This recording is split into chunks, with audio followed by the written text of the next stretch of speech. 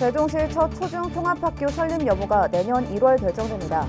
교육부 중앙투자심사를 앞두고 있는데 인근의 일부 아파트 입주 예정자들은 반대의 목소리를 내고 있습니다.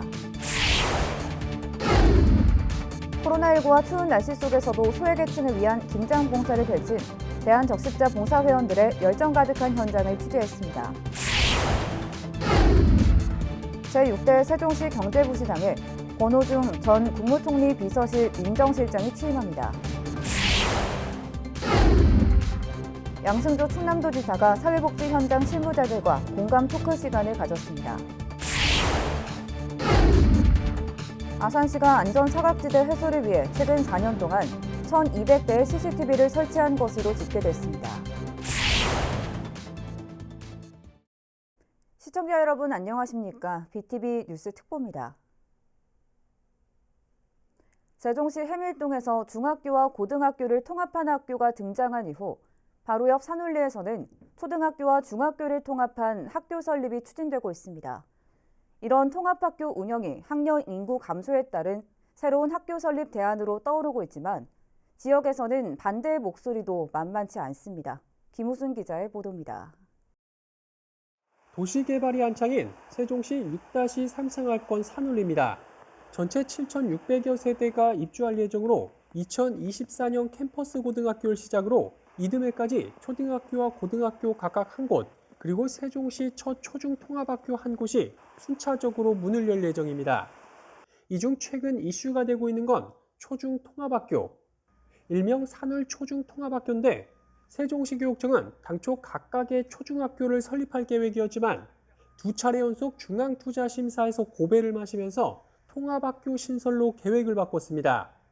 학령 인구가 지속적으로 줄고 있는 상황에서 한 명의 교장이 초등학교와 중학교를 모두 관할하고 운동장과 강당 등 각종 시설을 함께 사용하는 등의 이점이 있는 통합학교 신설을 정부가 선호하고 있기 때문입니다. 세종시 최초가 될 초중통합학교 신설은 내년 1월 열리는 중투심사를 통과하면 설립이 최종 확정됩니다.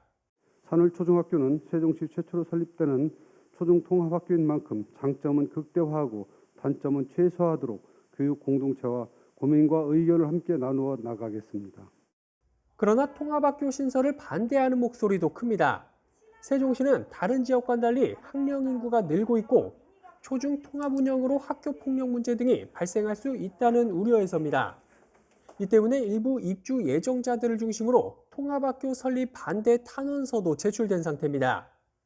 세종시 교육청은 난감하다는 입장이지만 개교 준비 과정에서 학부모들이 우려하는 점에 대해선 철저히 대비하도록 하겠다고 밝혔습니다. 초등학교와 중학교 간 시설 간섭을 최소화하고 학생 동선을 분리하는 방안을 마련하였으며 이어지는 초중통합학교 운영 사례 추가 사례 분석을 통해 2만 5천 평방미터의 넓은 부지에 세워지는 산울 초중학교가 미래형 특화학교로 설립되도록 할 방침입니다. 한편 산울 초중통합학교는 초등학교 19학급, 중학교 34학급 등 모두 53학급 1,275명 규모로 추진 중입니다. BTV 뉴스 김우순입니다. 제6대 세종시 경제부시장에 권오중 전 국무총리 비서실 민정실장이 1일 취임합니다. 신임 권 부시장은 이날 충령탑을 참배한 후 이춘희 시장으로부터 임용장을 받은 뒤 공식 업무에 들어가게 됩니다. 신임 부시장은 국무총리 비서실 민정실장과 대통령 비서실 민정수석실 행정관으로 근무했으며 더불어민주당 정책위원회 부의장을 지내는 등 풍부한 국정 경험과 정치권의 두터운 인맥을 갖고 있는 인물로 평가받고 있습니다.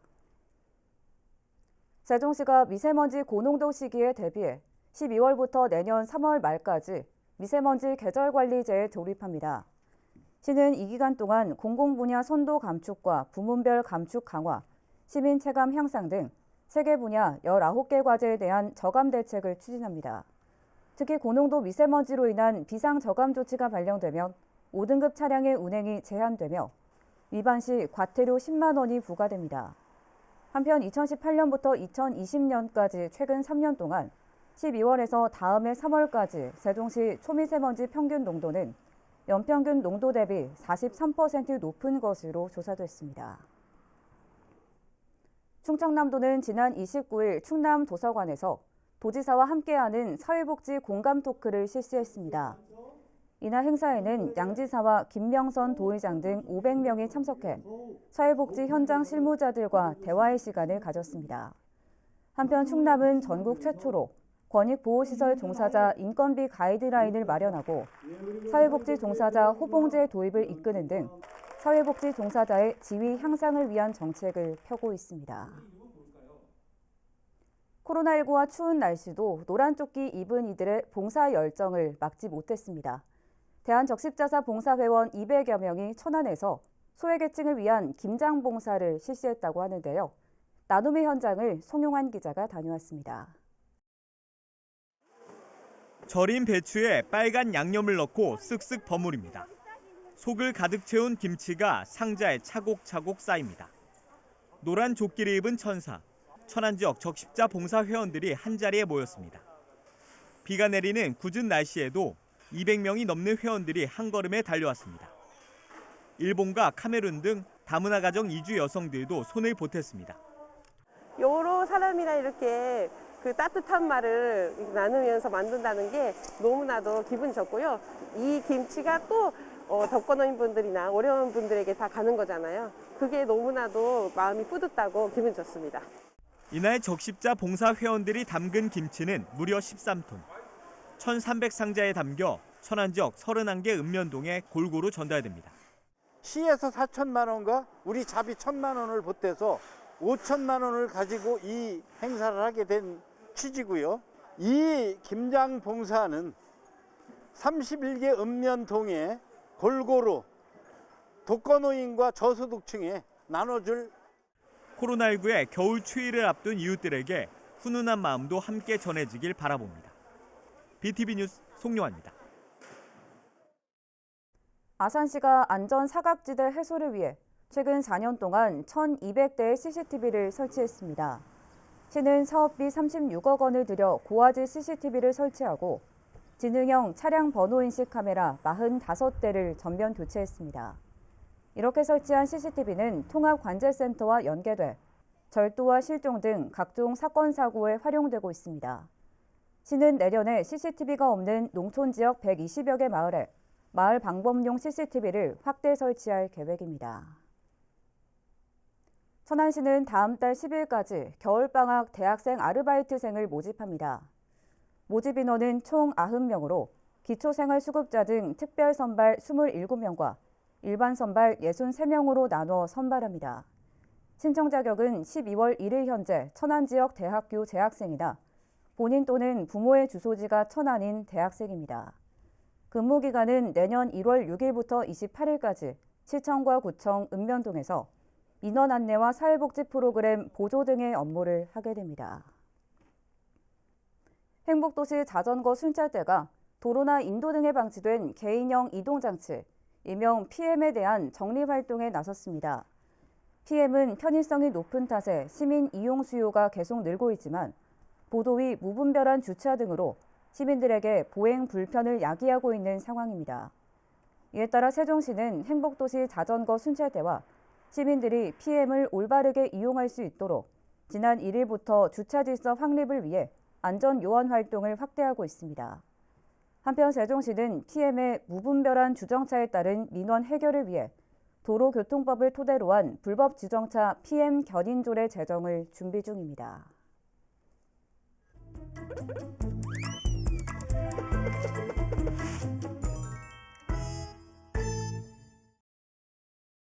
민원 톡톡톡 시간입니다. 도로를 다니다 보면 교통체증을 줄이기 위한 지하차도를 볼 수 있는데요. 하지만 지하차도의 미흡한 관리가 교통체증과 사고를 유발하면서 많은 불만들이 있다고 합니다. 어떤 내용인지 민원 톡톡톡에서 알아봤습니다. 매일 바쁘게 지나다니는 도로 위의 차량들. 그중 지하차도는 도로의 교통체증을 방지하기 위해 만들어진 도로인데요. 미관도 해치지 않고 차량 통행을 원활하게 해주기 때문에 많은 곳에 지하차도가 나 있습니다. 하지만 항상 좋은 부분만 있는 것은 아니었는데요. 교통체증의 방지 효과도 있지만 관리가 미흡해 교통체증과 차량 간 사고를 유발하면서 시민들이 불편을 겪고 있다고 합니다. 그렇다면 천안의 지하차도는 어떤 문제가 있는 걸까요? 천안에는 성정 지하차도, 쌍용 지하차도 등 총 16개의 지하차도가 있습니다. 모두 상습 정체구역에 위치해 시민들에게 교통체증 방지와 교통 편익을 제공하고 있습니다. 그러나 장마철 집중호우에 의한 잦은 침수와 차량 통제, 잦은 사고 등의 문제가 생기면서 시민들의 불만과 불안의 목소리가 커져가고 있는데요. 지하차도는 지하로 나 있는 도로이기 때문에 지면이 낮아 침수가 잦을 수밖에 없는데요. 잦은 침수도 문제지만 그 문제가 개선되지 않는다는 것이 더 큰 문제를 불러오고 있습니다. 쌍용 지하차도와 성정 지하차도, 그리고 천안 지하차도 등의 도로들이 장마철 집중호우 기간은 물론 비가 조금만 내려도 물이 고여 차량이 통제되는 일이 많아 교통체증을 유발하고 지하차도를 지나다니는 시민들의 안전 문제가 발생하기도 합니다. 특히 성정동에 위치한 지하차도는 지하도 내에 중앙선이 없어 양방향에서 오가는 차량들이 기준점 없이 달리다 보니 그 위험성은 배가 되고 지하차도 옆으로는 천이 있어 여름 장마철엔 천이 불어나 지하차도가 잠기는 일이 매년 일어나고 있습니다. 또한 지하차도 입구에 신호등은 있지만 제대로 작동이 되지 않아 교통체증과 차량들 간의 사고가 빈번하게 일어나기도 하는데요.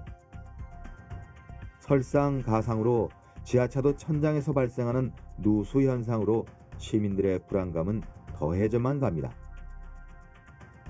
그 외에도 어두운 밤에는 경사로 인해 지하차도로 들어가는 차량과 나가는 차량 간의 차량 불빛으로 눈이 부셔 차량 운행에 지장이 가기도 하지만 경사가 너무 가파르다 보니 오히려 앞에서 오는 차량을 보지 못해 사고가 나는 경우도 있다고 하는데요. 이제 제가 최근에 지하차도를 지나가다가 한번 사고가 난 적이 있는데 반대편 차량의 이제 운전자분께서 지하차도 그 경사가 높아서 시야가 가려져가지고 제 차가 이제 보이지 않았다고 하시더라고요. 이제 지하차도를 나오자마자 이제 교차로 진입이 이어지는 사고가 잦은 구간인데 이제 신호나 중앙선 등 이제 안전 요소가 많이 미흡한 부분이 있는 것 같아서 아쉽고요. 이제 그런 점들이 이제 하루빨리 개선되었으면 좋겠습니다. 이런 문제들은 더 큰 위험으로 이어지기 때문에 시민들의 우려 섞인 목소리가 커져만 가고 있습니다. 시민들의 우려는 커져가지만 천안시에서는 사실상 해결이 어렵다는 입장입니다. 신호등은 경찰서에서 심의해서 네. 신호등 설치가 가결이 돼야 저희가 설치를 하는 거거든요, 시에서. 경찰서 심의해서 네. 여기는 이제 교통 상황에 신호등이 필요하다라고 결정이 돼야 돼요, 심의위원회에서. 그래서 저희가 임의적으로 여기는 한다 안 한다 답변을 드릴 수는 없는 거거든요, 신호등 설치는. 그거는 철도청 시설물이 그것 때문에 그런 거거든요. 이거는 저희 시에서 조치해야 될 게 아니라 철도청 관리공단에서 조치를 해야 되는 상황이에요. 시민들과 차량의 원활한 교통을 위해 만들어진 지하차도. 시민들의 반복되는 걱정과 우려 속에 지하차도가 제 기능을 상실하지 않기 위해 기관의 많은 관심과 개선으로 모두가 마음 놓고 다닐 수 있는 지하차도가 되길 기대해 봅니다.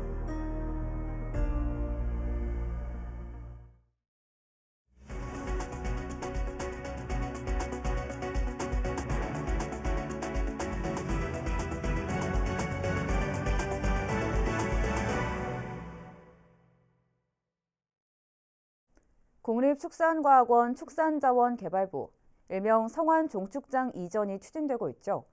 종축장이 떠나고 난 자리에 대기업 유치와 국가산단 조성을 촉구하는 결의대회가 열렸습니다.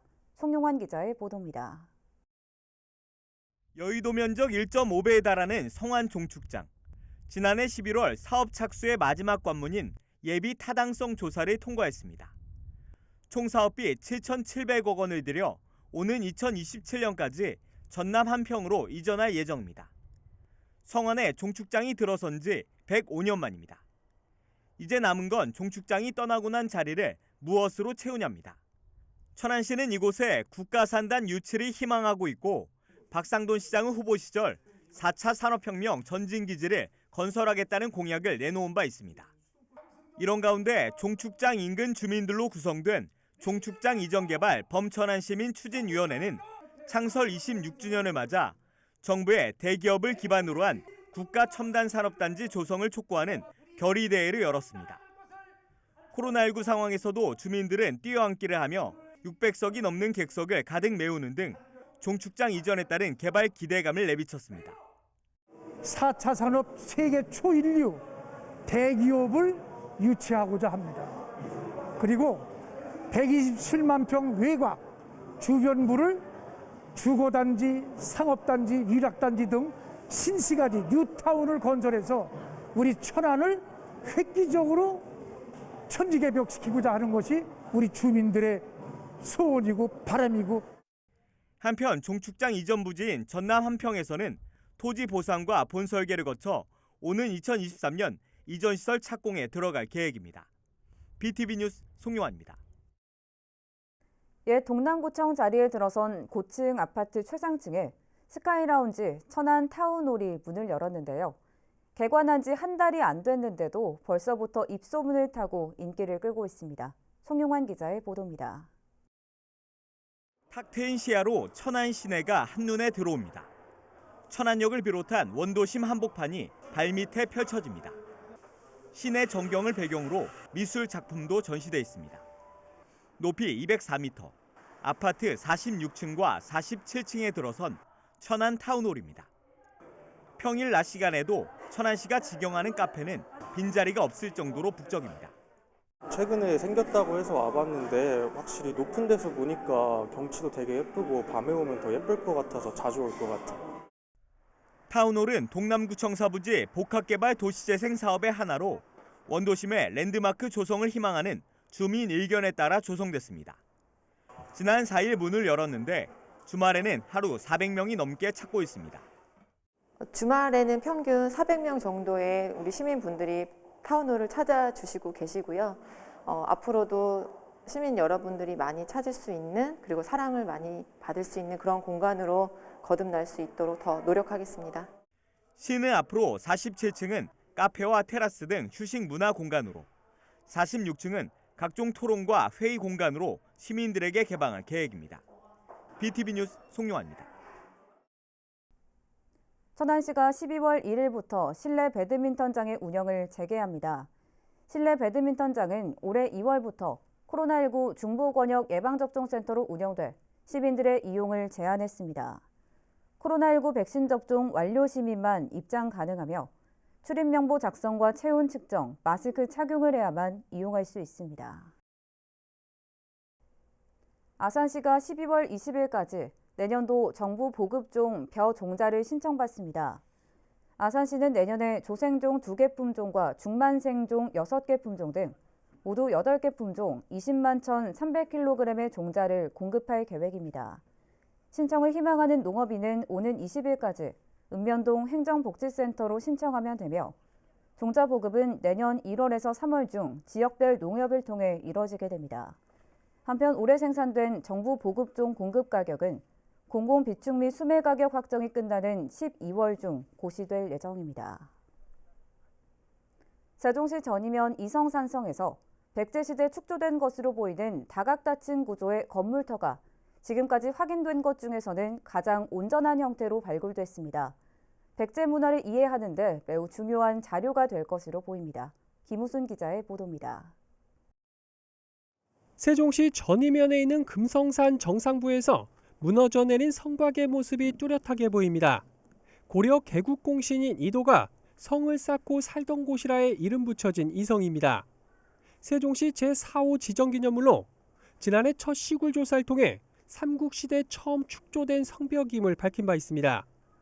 그리고 올해 추가 발굴 조사를 통해 백제시대 다각다층 형태의 건물터가 확인됐습니다. 이 성은 1단부터 4단까지 높이의 구조로 되어 있는데 그중 평탄지인 이곳 1단에서 온전한 형태로 모습을 드러낸 겁니다. 1단 건물의 구조는 중앙에 네모반 듯한 형태로 초석 12개를 놓고 외곽으론 30도마다 각을 주어 내진, 중진, 외진까지 3열로 초석을 놓아 12각을 완성했습니다. 이러한 초석 배열 형태를 볼 때 건물은 2층 이상의 다층 형태로 1층은 12각, 2층 이상은 네모반 듯한 방형 형태를 갖췄을 것으로 추정되고 있습니다. 12각 건물지가 이번에 확인이 됐는데요. 이 12각 건물지는 제2시설이거든요.